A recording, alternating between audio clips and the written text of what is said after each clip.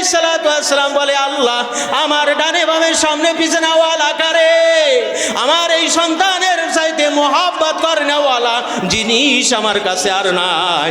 আল্লাহ এখন যদি আপনার রাজি খুশি করার জন্য, আপনার মতবা হাসিল করার জন্য, আপনার নৈকট্য প্রাপ্ত হওয়ার জন্য আমার এই প্রিয় বস্তু যদি, আমার এই বর্ষকে যদি কুরবানি দিতে হয় আমি রাজি।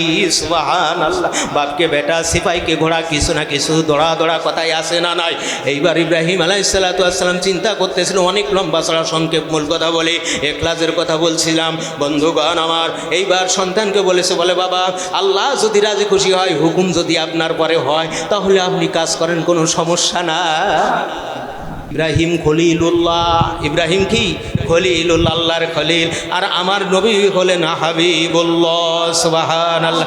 খলিলুল্লাহ আর হাবিবুল্লাহর মধ্যে আকাশ জমিনের চাইতে পার্থক্য বলা যাবে কি? সুবহানাল্লাহ। হাবিব তার বন্ধুকে আল্লাহ খুশি করার জন্য রহমত, করুণা, বরকত, নাজ নিয়ামত যত দেবে বন্ধু তত খুশি হবে বন্ধুর উপরে। আর আল্লাহকে খুশি করার জন্য খলিল যত কিছু করে পারে তত রব্বে কারিম খুশি হবে। বলেন সুবহানাল্লাহ। খলিলের পরে পরীক্ষা আসছে, কিভাবে নমরুদ আগুনের কারখানা করছে। 100 গজ উঁচু দিয়ে যদি কোনো পাখি উড়ে যাচ্ছিল, এত বড় আগুনের কারখানা বানাইছিল, কুয়ো বানাইছিল, সেই পাখিটা ভস্ম হয়ে যাচ্ছিল। বঙ্গ ভস্ম চেনেন?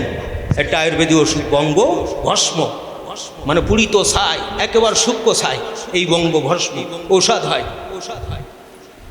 তো যখন ওই 100 গজ উপরতে একটা পাখি যাচ্ছে, তখন সে বঙ্গ ভস্ম হয়ে যাচ্ছে, এত স্যাক। আজও পর্যন্ত আল্লাহ বলল, ওই পানি রে আমি কি করে দিয়েছি, আগুনকে পানি করে দিয়েছি। যতটুকু জায়গা নিয়ে নমরুদ পোয়ারা খুঁজেছিল, আগুনের কারখানা বানাইছিল, আজও পর্যন্ত সেই জায়গাটা স্বচ্ছ সাক্কা পানি আল্লাহর জমিনের পরে রয়েছে। বলে যাবে কি? সুবহানাল্লাহ। ইব্রাহিম আলাইহিসসালাম কি কাণ্ড, কি পরীক্ষা আল্লাহ তাকে দিয়েছিলেন। ওর থেকে কিঞ্চিত পরীক্ষা দিলে কত আমার ইমান থাক, আমল থাক, জান বাছাই গরুর গোশত খাই। আমরা হলাম সেই মুসলমান। গাজীপুরে আবিল গুলো তোর কত ইমান, ওই ভাষা যে সুরি একখান বাইর করলে বোঝা যাবে। আবিল ভাই কথা বোঝায়নি, 2000 সালের কথা। ইব্রাহিম আলাইহিসসালাম, নমরুদ বুঝতে পারছিল যে আল্লাহর রহমত নাজিল হবে। 40-50 মতান্তরতে 80 বা তার বেশি কম বেশি ল্যাংটা 16 বছর 15 বছরের মেয়েদেরকে, 22-23 25 বছরের যুবকদেরকে ল্যাংটা না শুরু করেছিল, ফেরেশতা যাতে লজ্জা পায় ওখানে না আসে। নাউজুবিল্লাহ। কাঠের সাথে বাঁধে ইব্রাহিম আলাইহিসসালামকে ওই আগুনের মধ্যে ফেলে দিয়েছিল। আগুনের মালিক কে? নমরুদের মালিক কে? এ পাগল বোঝে না, তাও বোঝে না, ঠিক না বেঠি? কুল্লা ইয়া নারু কুনি বারদাও ওয়া সালামান আলা ইব্রাহিম। আল্লাহ বলেন, আগুন তুমি আমার ইব্রাহিমের জন্য আরামদায়ক হয়ে যাও। আল্লাহ যদি বলতো ঠান্ডা হয়ে যাও, এমন ভাবে ঠান্ডা হইতো ইব্রাহিম দাঁতে দাঁতে বাড়ি খাইতো। কথা ঠিক না ঠিক? আল্লাহ বলল সালাম, অর্থাৎ শান্তিদায়ক হয়ে যাও, এয়ার কন্ডিশন হয়ে যাও, গরমও লাগবে না, আবার ঠান্ডায় থরথর করবে না। আল্লাহ পারে কি পারে না? ইব্রাহিম আলাইহিস সালাম এই পরীক্ষায় জয়ী হয়ে গেলেন। বলেন সুবহানাল্লাহ। যখন তার ঈমান আমল হেফাজত হলো, আল্লাহর পরে তাওয়াক্কুল ইখলাস পয়দা হলো, আল্লাহ তাকে খলিল উপাধি দান করেছে। সুবহানাল্লাহ। ঠিক না বেঠি? এই কঠিন বিভাগ থেকে কি করেছে, এই পরীক্ষায় পাশ করলো। এরপরে বহু বছর পরে সন্তান হলো, তারে কুরবানির আদেশ দিয়েছেন। আল্লাহ দেন কি দেন না? প্রিয় বস্তু। প্রথমে উট দিলেন, দুম্বা দিলে, ভেড়া দিলে, কত কিছু দিলে, ঠিক না বেটি? তারপরেও বলা হচ্ছে তোমার প্রিয় বস্তু। আল্লাহর নবী খলিল ইব্রাহিম আলাইহিসসালাম বলে, আল্লাহ আমার ডানে বামে সামনে পিছনে ওয়ালা কারে, আমার এই সন্তানের চাইতে মোহাব্বত করে নেওয়ালা জিনিস আমার কাছে আর নাই। আল্লাহ এখন যদি আপনার রাজি খুশি করার জন্য, আপনার মতবা হাসিল করার জন্য, আপনার নৈকট্য প্রাপ্ত হওয়ার জন্য আমার এই প্রিয় বস্তু যদি, আমার এই বর্ষকে যদি কুরবানি দিতে হয় আমি রাজি। সুবহানাল্লাহ। বাপকে বেটা, সিপাইকে ঘোড়া, কিছু না কিছু দৌড়া দৌড়া কথাই আসে না নাই। এইবার ইব্রাহিম আলাইহিসসালাম চিন্তা করতেছিল, অনেক লম্বা চড়া সংক্ষেপ মূল কথা বলে ইখলাসের কথা বলছিলাম। বন্ধুগণ আমার, এইবার সন্তানকে বলেছে, বলে বাবা আল্লাহ যদি রাজি খুশি হয়, হুকুম যদি আপনার পরে হয়, তাহলে আপনি কাজ করেন, কোনো সমস্যা না। যেমন বাপ তেমন বেটা, ঠিক না বেটা? ঠিক না বেটা? হে বন্ধুগণ, আমার নবী পাকের উম্মত রে, আল্লাহু আকবার। সংক্ষেপ মূল কথা, ইব্রাহিম আলাইহিস সালাতু ওয়াস সালাম, হযরত ইসমাঈল আলাইহিস সালাতু ওয়াস সালামকে নিয়ে আমাদের নবী কোন মসলকে এসেছে? কোন মসলকে আসে? ইসমাঈলের মসলকে। ইয়াকুবের একটা শাখা আছে না নাই? অনেক লম্বা ঘটা, মূল কথা বলি। এইবার কি কাছে যাচ্ছে? বলছো ইসমাঈল কোনে যাচ্ছে? তোমার বাপ বলো মিনাই তোমারে নিয়ে যাচ্ছে, কলাতে উলাই দেবে, কুরবানি করে দেবে। বলে আলহামদুলিল্লাহ, এই তো আমি জানি। বলছে না মনি, তুই যাইস না, তুই একটা টক বুকে যুব, তোর এই করবে, তোর বাবার মাথায় পাগল সাথেছে। নাউজুবিল্লাহ। বলছেন কে? মিস্টার ইবলিশ। বাবার নাম কি? খবিস। মাতাজির নাম কি? নেলবিশ। পরিচয় জানেন না? আল্লাহু আকবার। এক পর্যায়ে আল্লাহর হুকুম, ইব্রাহিম আলাইহিস সালাতু ওয়াস সালাম রেডি প্রস্তুত, ছেলে বসিয়ে গেছে। গেছে না গেছে না গেছে না গেছে না গেছে? ইমান কিভাবে দেখে, একটুখানি জায়গায় বেঁধে আছে, এই পাশে লক্কা, এই পাশে হবে ফক্কা। আল্লাহ যদি দেবে কি দেবে না, দেবে কি দেবে না? আল্লাহ রাব্বুল আলামিন বললেন আমার ইব্রাহিম আমাকে রাজি খুশি করার জন্য কলিজার ধনটাকেও আজকে কি করে দেবে? কুরবানি করে দেবে। আমি আল্লাহ তার ইখলাস, তার ইয়াকিন আমলকে কবুল করে নিয়েছি। ফেরেশতা দেরি করো না, দেরি করো না। আমার ইব্রাহিম আমি আল্লাহকে রাজি খুশি করার জন্য একেবারে উন্মাদ হয়ে গেছে। যাও যাও যাও, আর দেরি করো না। ইব্রাহিমের শরীর তলে দুম্বা দিয়ে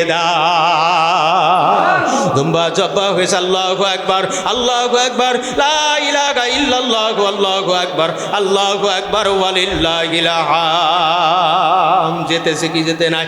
ইব্রাহিম আলাইহিস সালাম চোখ খুলে তাকায়, দেখে দুম্বা জবই হয়ে গেছে। ছেলে তাকবীর পাঠ করতেছে, আল্লাহর গুণ পরিবর্তন করতেছে, আল্লাহর গুণ স্বীকার করতেছে। আল্লাহ সুবহানাহু ওয়া তাআলা তিনি মহান, তিনি বড়, সেইটাই প্রশংসা করতেছে।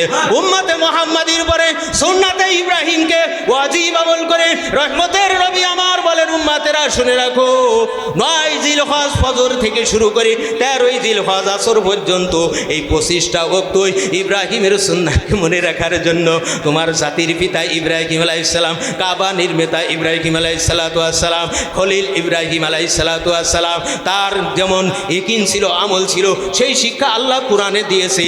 তোমরা কি করবে? ফজর থেকে শুরু করে 9 জিলহজ ফজর থেকে শুরু করে 13 জিলহজ আসরের নামাজের আগ পর্যন্ত এই 25টা ওয়াক্ত এই স্মরণে এই আমলটা তোমাদের জন্য ওয়াজিব করে দেওয়া হলো। আমলটা কি? প্রত্যেক ফরজ নামাজের পর 3 বার করে কি করতে হবে? আল্লাহু আকবার, আল্লাহু আকবার, লা ইলাহা ইল্লাল্লাহু, আল্লাহু আকবার, আল্লাহু আকবার, ওয়ালিল্লাহিল হামদ। বলতে হয় কি হয় না? কোনো মানুষ যদি ভুলে যায়, ফজর পড়ে আইসে পড়ে নাই, এখন কাজ করতে করতে কি হয়ে গেছে, মনে পড়ছে, এইবার পড়ে নেবে আল্লাহু আকবার, আল্লাহু আকবার, লা ইলাহা ইল্লাল্লাহু, আল্লাহু আকবার, আল্লাহু আকবার, ওয়ালিল্লাহিল হামদ। কথা ঠিক না বে ঠিক? এখন আসরের পর সময় মনে পড়েছে, ডবল পড়ে নেবে, কিন্তু এটা কি করবেন না, বাদ দেওয়া যাবে না। যাবে? বাদ দেওয়া যাবে না। এই জন্য ওয়াজিব আমলটা মনে রাখতে হবে। বন্ধুগণ, আমার নবী পাকের উম্মতরা, এই জন্য ইব্রাহিম আলাইহিস সালাতু ওয়াস সালাম এত কিছু করার পরেও আল্লাহকে বলেছিলেন কুল ইন্না, তুমি বলো নিশ্চয়ই, কুল ইন্না সালাতি, আমার নামাজ, অনুসুক আমার কুরবানি, ও মাহইয়া আমার হায়াত, ও মামাতি আমার মউত, লিল্লাহি রাব্বিল আলামিন, একমাত্র আল্লাহর জন্য। কুল ইন্না সালাতি ওয়া নুসুকি ওয়া মাহইয়ায়া ওয়া মামাতি লিল্লাহি রাব্বিল আলামিন। ইব্রাহিম আলাইহিস সালাম বলেছেন, কেউ বলে না, আল্লাহ শিখাইছেন, তিনি বলেছেন আমাদের কইঠের স্মরণ রাখতে হবে কি হবে না? হবে কি হবে? নমাজ নেয়, পর্দা নেয়, কুশিদা নাই, 2 লাখ টাকার গরু এনে জবি করে ফিরিজি পরে, আছে না নাই? বাৎসরিক খাওন, যত দোষ ফিরিজি, ঠিক না? ফিরি সব ভেঙে ফেলবি, তাই না? তাহলে ওই যে একটা গল্প আছে না, চুরি করতে যাই দিয়াল ভেঙে বলছে, শোনেন নাই? চোর মারা গেছে। কে মারা গেছে? চোর মারা গেছে। আবালের দেশে বসবাস করি না আমরা, এই আবাল। এক আবাল কয় যে একদিনই সারা দেশে ঈদ করা যায় না, বলছে না? শোনেননি? তাহলে আমাদের মুসলিম ভাতৃত্ববাদ বন্ধ থাকবে, ভালো থাকবেন। প্রিয় দেশবাসী, আছেন না? আমরা একদিন ঈদুল ফিতর উদযাপন করতে চাই। মুসলিম সাম্য ভাতৃত্ববোধ বন্ধ ভালো থাকবে। মানে গবেষণা করতে করতে টাকসরি হয়ে গেছে, কিচ্ছু নাই মাথার তলে। কি গবেষণা হয়েছে, এত গবেষণা করে একসাথে ঈদ করলে কুরআন হাদিসের পরে এই বাদ থাকে থাকে। আমরা এখন কটা বাজে? আমাদের বাংলাতে বাজে 8:53, 55 বাজে। ডুবাতে বাজে কত? 6:55। সৌদি আরবে আরো 2 ঘন্টা পিছিয়ে গেছে। আমেরিকাতে সকাল হচ্ছে, হয়ে দাঁড়িয়ে সূর্য দাঁড়িয়েছে। তা ওদের সাথে আমাদের কি হবে? তাহলে কি আমাদের ভ্রাতৃত্ববোধটাকে সম্পূর্ণ ঠিক রাখা সম্ভব হচ্ছে না, ঠিক না? কথা বোঝেননি? তাহলে কি দান করবে? ডাইন হাতে দান দেবে, বাম হাতে টের পাবে না, কষ্ট আছে শেষ। ডাইন হাতে দেবে, বাম হাতে, কার রাজি খুশি করে দেবে। আবার এক ক্ষেত্র আছে শেখ রাজুর সাথে আমরা দেখা দেখি চাষ আছে না, পাশাপাশি বাস আছে কিনা, সেটা অন্তরের হালতের মধ্যে। তাই বলে যে আমি এত তুই দিলি নে কেন, ঠিক না বেঠিক? আমি এত টাকা দিই, আমার কোনো ওখানে কোনো গ্রেট নেই কেন? আছে না কিছু লোক আছে না, এদিকেও নয় ওদিকে নয়, বড় মাতবার, ঠিক না বেঠিক? মাতবারি করতে গেলে শিক্ষার যোগ্যতা লাগে প্রথমত, ঠিক না? 2 নম্বর অর্থের যোগ্যতা লাগে, তার একটা ভ্রাতৃত্ববোধের দরকার আছে, ঠিক কিনা? আমি বলি বাবা, আপনারা কাজ করছেন করেন, আপনারা যেটা বুঝবেন সেইটা। ভেমরোলের সার সম্পর্কে বোঝেন না, ওটা খোঁচা দেবেন না। 4টায় দিলি বিষ হয়ে যাবে, 6টায় দিলি স্যালাইন দিতে, ওষুধ খাওয়াতে হবে, ইঞ্জেকশন পুশ করতে হবে। 2, 10টা 20টাই যদি মারে বেঁচে থাকবেন, কিন্তু টাল হয়ে যাবে, ঠিক না বেঠি? টাল হয়ে যাবে। ওটা বোঝেন না, ওটা যেন না। আপনারা ইসলাম বোঝেন না, ধর্ম বোঝেন না, এ নিয়ে ভ্রাতৃত্ববোধের কোনো সমস্যা আপনাদের নাই।